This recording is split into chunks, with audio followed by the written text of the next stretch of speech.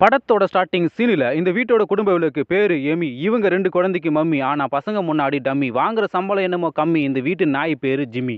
Amy காலையில எழுந்து பிள்ளைங்களை ஸ்கூலுக்கு கிளப்புறா. ஹஸ்பண்ட் ஆஃபீஸுக்கு அனுப்புறா. வேகாத சோறா வேக வச்சு போடுறா.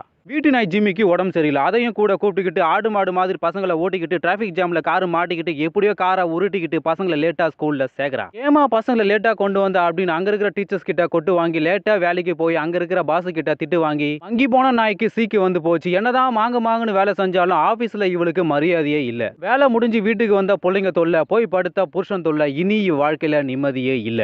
அன்னைக்கு நைட்டு குடும்பம் உட்காந்து சாப்பிட்டுக்கிட்டு இருக்காங்க. சோறு நினைச்சு எதையோ ஒண்ணு பசங்களுக்கு போறா. அதையும் தின்னுட்டு நல்லா இருக்குமா சொல்றாங்க. பையன் கிட்ட நீ போலீஸ் ஆகணும் அப்படின்னு சொல்ற. ஆனா முதல் கேஸ் அம்மா மேலதான். பொண்ணுக்கு ஃபுட்பால் பிளேயரா ஆகணும்னு ஆசை. ஆனா அம்மாவை ஃபுட்பாலா நினைச்சுதான் அடிப்பா. எம்மியோட புருஷன் ஒரு டென்ஷன் பார்ட்டி. எப்பவுமே பொண்ணுங்க என்ன பண்றாங்க அப்படின்னு பண்ணிக்கிட்டே இருப்பான். போன்ல நோண்டிக்கிட்டே இருப்பான். பிள்ளைங்க என்ன படிக்கிறான்னு கூட இவனுக்கு தெரியாது. இவன் என்ன வேலை செய்யறான்னு இவனுக்கே தெரியாது. இவன் டென்ஷனை குறைக்க ஒரு பொண்ணு கூட அந்த மாதிரி சேட்டிங் பண்ணிக்கிட்டு இருக்கான். இதை எமி பார்த்துட்டா. டே எச்ச பையில வேலைன்னு சொன்னியடா, இந்த வேலையை தான் செஞ்சுக்கிட்டு இருக்கியா? இனி இந்த வீட்டுல உனக்கு இடல அப்படின்னு புருஷனு கூட பார்க்காம அடிச்சு துரத்திட்டா. மறுநாள் காலையில பசங்க கிட்ட உங்க அப்பா வேலை விஷயமா வெளியூர் போயிருக்கான் அப்படின்னு போய் சொல்லிட்டா. பசங்களும் இவ சொன்னதை நம்பி அப்பாவை நினைச்சு ஃபீல் பண்ணிக்கிட்டு இருக்காங்க. வழக்கம் போல பிள்ளைங்களை லேட்டா கொண்டு போய் ஸ்கூல்ல விடுறா. இந்த ஸ்கூல்ல 3 விதமான பொம்பளை டீச்சர் இருக்காங்க. வலது கை இடது கை. இந்த டீமுக்கே மெயின் கை நம்ம பெஞ்சு டீச்சர். இவ தொல்லை இந்த ஸ்கூல்ல தாங்கவே முடியாது. பாடம் சொல்லி கொடுக்குற டீச்சரே இப்படி அறகுறையா துணி போட்டா பசங்க எப்படி பாடத்தை கவனிப்பாங்க?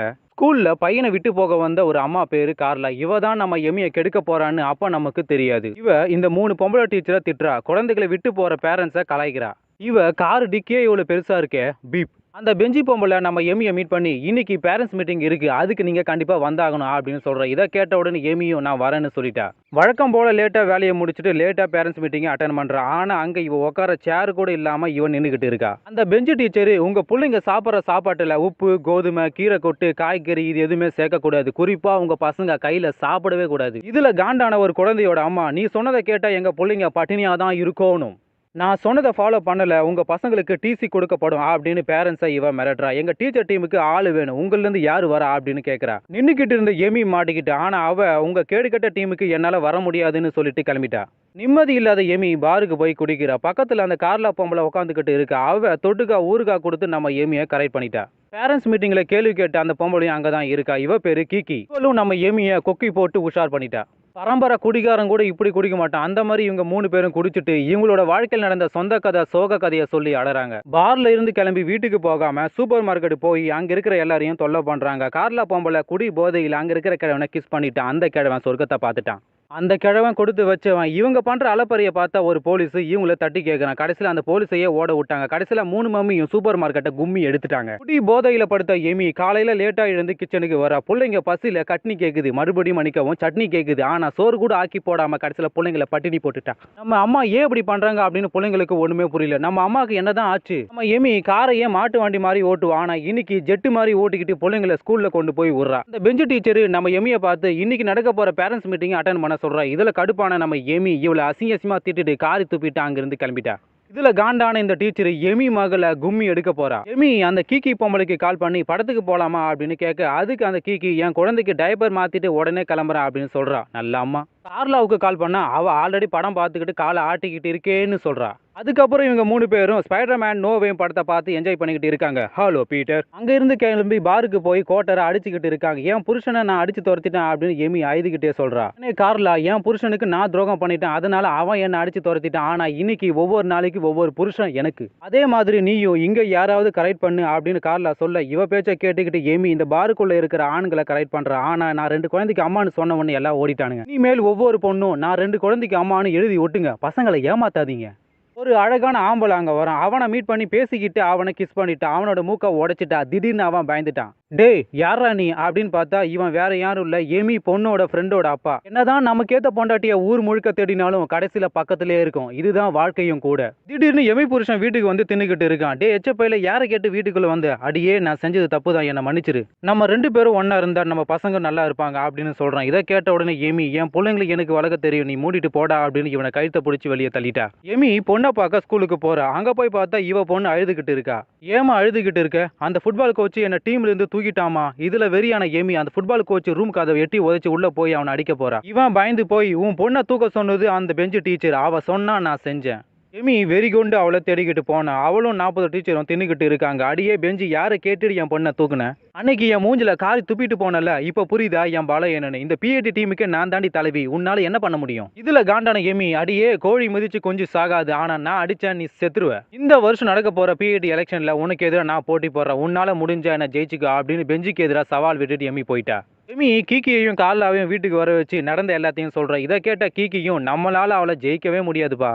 இவங்க 3 பேரும் ஒன்று சேர்ந்து நோட்டீஸ் அடிச்சு எமி ஜெயிக்க வரப்போற பேரண்ட்ஸ் கிட்ட நோட்டீஸ் கொடுக்க, ஆனா யாருமே வாங்கல, இவங்களை கண்டுக்கல. நம்ம கண்டிப்பா தோக்க தான் போறோம் அப்படின்னு தோல்வியை மறைக்க சரக்கு அடிச்சுக்கிட்டு இருக்காங்க. திடீர்னு ஒரு பொம்பளை அங்க வர. அவ எனக்கு அந்த பெஞ்சு டீச்சரை பிடிக்காது, அதனால நான் உனக்கு ஓட்டு போடுறேன் அப்படின்னு சொல்றா. இதை கேட்ட உடனே இவளையும் இவங்க டீமுக்குள்ள ஐக்கியமாகி குடிச்சுக்கிட்டு இருக்காங்க. ஒரு பக்கம் அந்த பெஞ்சு டீச்சர் எல்லா பேரண்ட்ஸையும் வர வச்சு, எனக்கு ஓட்டு போட்டு ஜெயிக்க வச்சிங்கன்னா உங்க பிள்ளைங்களுக்கு நல்லா சாப்பாடு போடுவேன், வாரத்தில் 7 நாள் பசங்களை பள்ளிக்கு வர வச்சு படிக்க வைப்பேன்.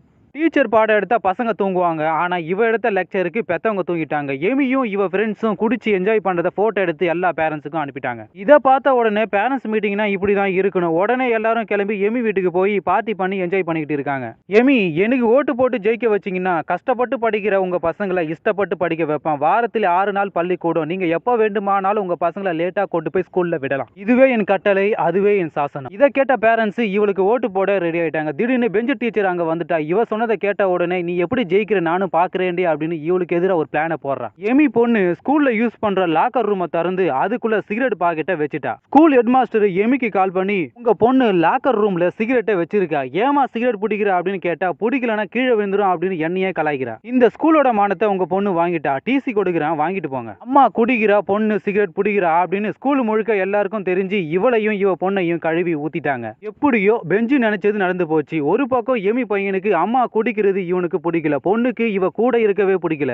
ஓடி போன அப்பாவை வர வச்சு பொண்ணு அவன் கூட போறா, கூடவே பையனும் போறான், பின்னாடியே ஜிம்மி நாயும் போகுது. இதை பார்த்த எமி, ஐயோ சாமி, நான் யாருக்கு என்ன பாவம் பண்ணணும் அப்படின்னு பசங்களை நினைச்சு இவ அழுதுகிட்டு இருக்கா. ஒரு பக்கம் எலெக்ஷன் நடந்துகிட்டு இருக்கு. பெஞ்சு டீச்சர் தான் அண்ணா போஸ்டா ஜெயிக்க போறா அப்படின்னு அனௌன்ஸ் பண்ண போறாங்க. அதுக்குள்ள நம்ம கார்லாவும் கீக்கியும் எமி வீட்டுக்கு போய் பார்த்தா யாருமே வீட்டுக்குள்ள தூங்காம அழுதுகிட்டு இருக்கா. கீக்கியும் கார்லாவும் இவளை எழுப்பி, எலெக்ஷன் நடந்துகிட்டு இருக்கு, இங்க என்னடி பண்ணிக்கிட்டு இருக்க, உடனே கிளம்பு அப்படின்னு சொன்ன உடனே இவளும், என் பசங்களே என்னை விட்டு போயிட்டாங்க, இப்ப எலெக்ஷன் தான் எனக்கு ஒரு கேடா? ஒரு வழியா இவளை சமாதானப்படுத்தி இவளும் வேண்டா வெறுப்பா ஒரு வழியா கிளம்பி எலெக்ஷன் நடக்கிற இடத்துக்கு போறா. ஏற்கனவே அந்த பெஞ்சு பொம்பளை அங்கிருந்த பெத்தவங்களை பேசியே கரெக்ட் பண்ணிட்டா. இப்ப நம்ம எமி பேச போறா. இதுக்கு முன்னாடி தில்லா பேசினவ இப்போ ரொம்ப டல்லா பேசுறா. என்னோட பொண்ணு சிகரெட் பிடிச்சா அப்படின்னு உங்க எல்லாருக்கும் தெரியும், அது என் பொண்ணோட தலையெடுத்து, ஆனா இது என்னோட விதி, ஆனா யார் பண்ண சதின்னு எனக்கு மட்டும் தான் தெரியும். நான் ஒரு குடிகாரி, இதனால என் பையனும் என் பொண்ணும் என்னை விட்டுட்டு போயிட்டாங்க, அதை நினைச்சு நான் ஃபீல் பண்ணல, ஆனா என்னோட பசங்களுக்கு நான் நல்ல அம்மா இல்லையே அப்படின்னு தான் ஃபீல் பண்றேன். இங்க இருக்கிற எல்லாருமே உங்களோட மனசாட்சியை தொட்டு சொல்லுங்க, பிள்ளைங்க பெத்தவங்கள நம்புறாங்க, ஆனா பெத்தவங்க தான் பிள்ளைங்கள நம்புறதே இல்லை அப்படின்னு ஓப்பனா சென்டிமெண்டா எல்லாத்தையும் பேசின உடனே அங்கிருந்த பெத்தவங்க எல்லாருமே எமியை ஓட்டு போட்டு ஜெயிக்க வச்சுட்டாங்க.